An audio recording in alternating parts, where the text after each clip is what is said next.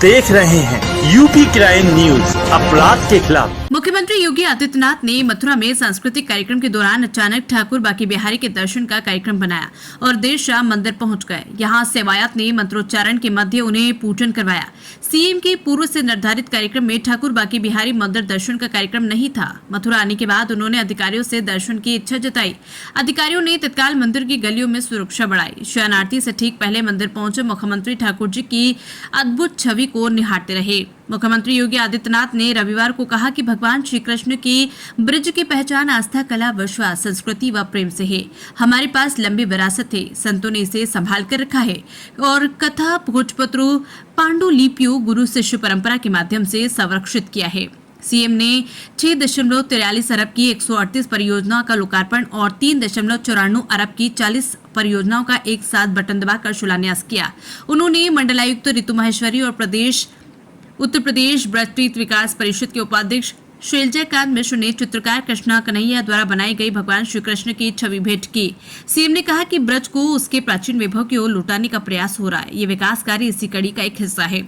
वृंदावन स्थित लक्ष्मण शहीद स्मारक 10.11 करोड़ से पुनर्निर्माण, श्री कृष्ण जन्म स्थान पर डिग गेट की तरफ से 2 करोड़ से निर्माण और गोवर्धन स्थित कुसुम सरोवर में लाइट एंड साउंड शो की 5.26 करोड़ से स्थापना होगी। बरसाना में तीर्थयात्रियों एवं श्रद्धालुओं की सुविधा अंतर्गत पीपीपी मोड पर राधा रानी मंदिर पर रोपवे की 15.89 करोड़ से स्थापना। गोवर्धन में चंद्र सरोवर परिसर में toilet block, pathway, boundary wall, interpretation centre, multi level car parking 41 crore से निर्माण। नगर निगम मथुरा वृंदावन के कार्यालय भवन का 47 करोड़ से निर्माण।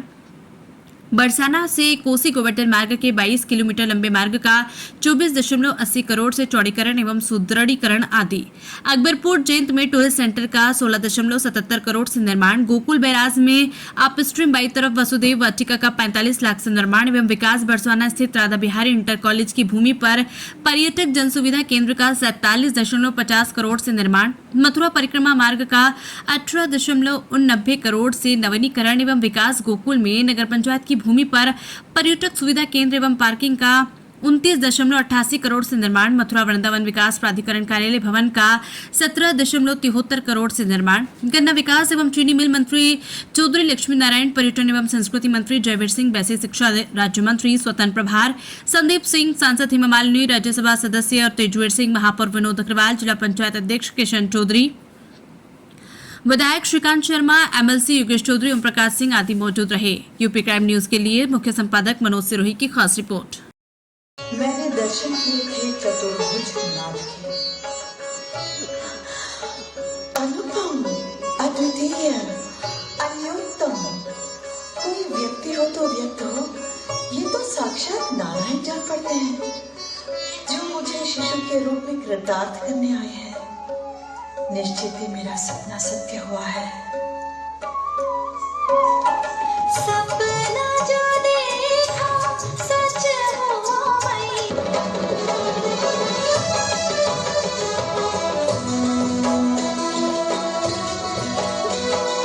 नंद के आनंद भयो पुत्र धन पाय के, नंद के आनंद भयो पुत्र धन पाय के, लाला को स्वागत करो।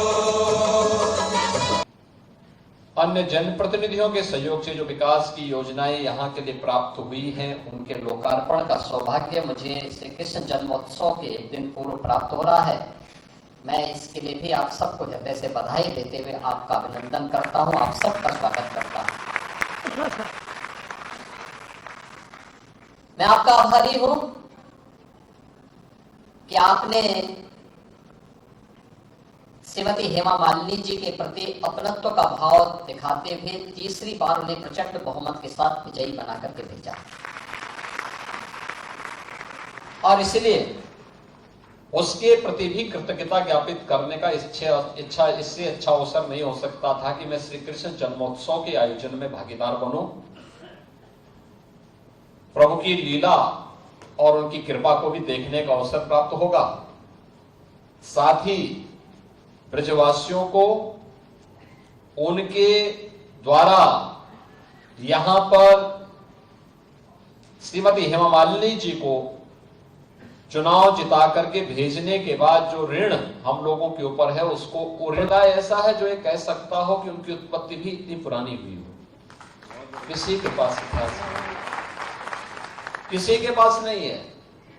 बहुत कहेगा, कोई 1400 साल का कहेगा, कोई 2000 वर्ष का कहेगा, कोई 2700 का कहेगा, कोई 3000 वर्ष का कहेगा। 3000 वर्ष पुराना दुनिया के अंदर कोई सेक्ट, कोई संप्रदाय, कोई मत और मजहब अपने आप को उससे पुराना नहीं बता सकता।